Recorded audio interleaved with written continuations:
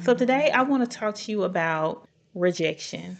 Why they reject you. It's so unexpected when you're in environments and you feel like you're being yourself or you are being yourself and you have an open mind and you're open to the possibilities of what can happen when you're in such different environments. You understand the concept of diversity, you respect diversity, but sometimes everybody's not going to be on the same page. Everybody's not going to have the same mindset and perspective as you.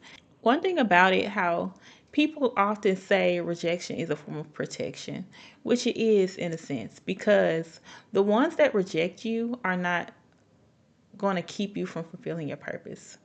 And in a lot of ways, the rejection is a way to help redirect you into fulfilling your purpose. It's like one of those things where when you experience it, to take heed and to remain positive and to look at it from a glass half full instead of a glass half empty perspective, and know and believe that something good is going to come out of those moments.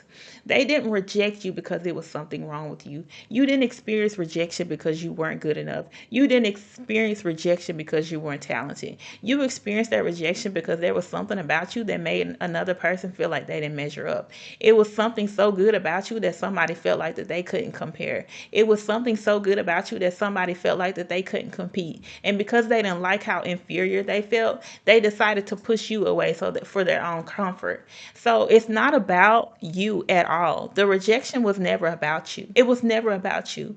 It wasn't about you because, see, you being in their presence, them having that type of proximity to you, they saw the greatness in you and it made them feel like they weren't doing enough. It made them feel like they weren't as valuable. And that's not your problem or your job to help people see the value in themselves. Someone rejecting you, it doesn't take away your value as a person. Someone rejecting you is not going to change your destiny. If anything, it's going to help propel you even further into living in the promise and the purposes of God. So as you go through life and anytime you experience rejection, shake the dust off your feet. When Jesus sent the disciples out and he said, whatever country you go into, if they don't receive you, what did he tell them to do? Shake the dust off your feet and keep it moving.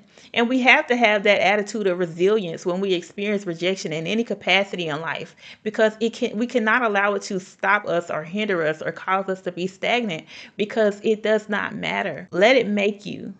Let it reframe your thinking into knowing and believing in who you are, into reminding you that you are great and there is something better for you, and that you don't have to settle for whatever space that you received the rejection. So let that be your reminder today to continue to move forward, to continue to seek purpose, to continue to pursue your passions, and to remember that you are more than enough, and rejection is not the end of the road. Let something good come out of the rejection and remember who you are. Sometimes we lose focus on the things that are most important. And it could be because we're just so focused on the trauma, the turmoil, just different things that happen to us. And we're so focused on trying to survive, being a survival mode, that you forget to just take care of yourself. And I want you to remember you are important too. I want you to know that you don't have to stop believing in yourself or stop focusing on your wellness because of life circumstances. I want you to remember that it's okay for you to pour into yourself. I want you to remember that it's okay to think highly of yourself. It's okay to take a second to take a break and get your mindset together and get your mental together. It's okay to refocus and to take a step back from things that have caused you to be distracted and to lose focus. It's okay to take a step back from things that have caused you to be drained and that have traumatized you. It's okay to take a step back and look in the mirror and remind yourself of who you are. And you don't have to allow yourself to get lost in the daily life, daily tasks, and the mundane and the business as usual, in the trauma, in the survival mode. You can take a second and take a step back and speak into your own self, speak into your own life, and believe in yourself, and remember that you are worth something. It's okay to continue to affirm your worth and your value, because you are valuable and you are a worthy individual, and you don't have to allow anyone else's opinions, perspectives, or even the worldly system to tell you who to be, how to be, and how to show up in this world. And you can be your full, most authentic self.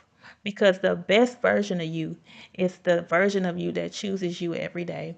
I hope that this inspired and encouraged you to continue moving forward. And if you are ready to take the next step to moving forward and leveling up in your life, I want to invite you to click the link in the description for the free guide on the 7 principles to lasting breakthrough. I hope this video was helpful and inspiring to you. Make sure you leave a comment, and I will see you next time. Bye.